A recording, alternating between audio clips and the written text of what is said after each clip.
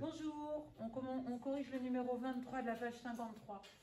Donc, on a la représentation d'une fonction x cube moins 2x. Alors, c'est une fonction cube, c'est pour ça qu'elle fait une vague. Et on nous demande de résoudre l'équation f de x égale à 0. Donc, on va chercher les nombres sur l'axe des ordonnées qui font 0. Et il va falloir qu'on cherche les valeurs de x pour lesquelles f de x fait 0. C'est-à-dire les valeurs de x lues sur l'axe des abscisses pour lesquelles l'image est 0.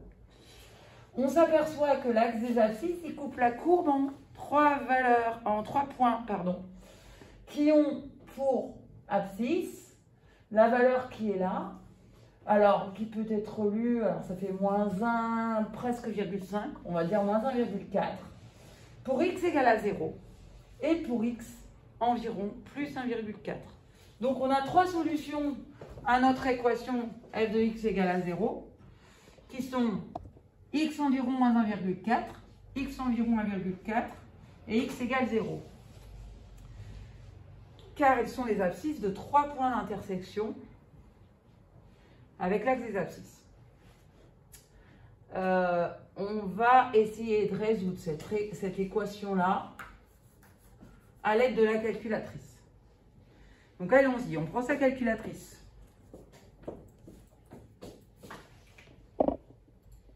Et là, vous faites avec moi. X cube, x.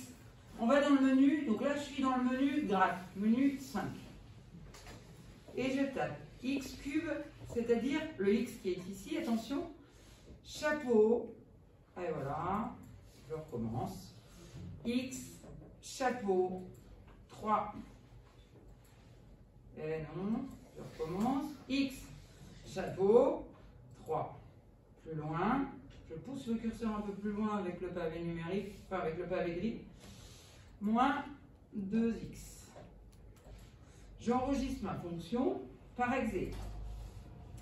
Et je vais la tracer ici avec F6 draw. Et j'obtiens cette vague.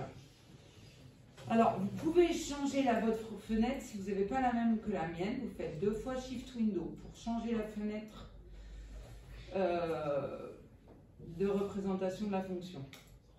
Et nous, on voudrait trouver les valeurs des x dont l'image serait 0. Alors, il y a une procédure sur la calculatrice qui nous permet de le faire. On va dans Shift. On veut résoudre une équation. Donc, on fait Shift G solve avec F5. Shift G solve avec F5. Et là, on voit plusieurs applications. Le max de la fonction, le min de la fonction, l'intersection avec d'autres courbes. Et un peu plus loin, lorsque je tape sur F6, je peux aller voir les autres rubriques et je vois calcul de Y. Ça serait le calcul d'une image. Et calcul de x, qui nous permet de calculer un antécédent. Donc moi, je vais faire calcul de x, pour lequel y vaudrait 0. Donc je tape sur F2. Il me dit entrer la valeur de y. Eh bien, je veux que l'image soit 0. Exé. Et là, je trouve la petite croix qui vient se mettre sur un x qui vaut environ moins 1,4. Je peux aller voir, donc c'est la première solution de l'équation f de x égale à 0. Je peux aller voir la valeur suivante avec le disque gris. Je clique vers la droite et là, j'ai x qui vaut 0. Deuxième solution d'équation. Et je continue. Ici, x vaut 1,4 environ. Alors, il faut savoir que ça, c'est une valeur approchée. C'est la valeur approchée de quel nombre qui est là, à votre avis? On peut reconnaître quoi là? C'est quoi cette valeur approchée? Ça vous dit quelque chose? Non, c'est pas nombre d'or. C'est pas le nombre d'or. C'est racine de 2. On va démontrer par le calcul qu'en fait, dans le numéro, c'est l'objet du numéro 25, on va pouvoir démontrer par le calcul que la valeur ici, c'est la valeur approchée de racine de 2. Et en fait, les solutions exactes de cette équation sont 0, racine de 2 et moins racine de 2. Donc, dans le numéro 25, c'est ce qu'on va démontrer. Je voulais vous montrer montré aussi qu'on pouvait avoir ces solutions autrement. Vous ressortez pour retomber sur la barre de menu habituelle. Vous retracez la fonction. C'est pas ça que je voulais faire. On fait Shift G Solve. Je voulais vous montrer la procédure route.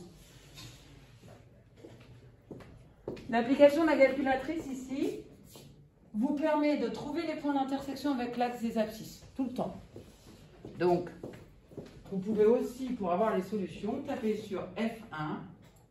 Et là, vous voyez apparaître moins racine de 2, 0 et plus racine de 2. Voilà les deux façons d'obtenir les solutions de l'équation f de x égale à 0. Voilà.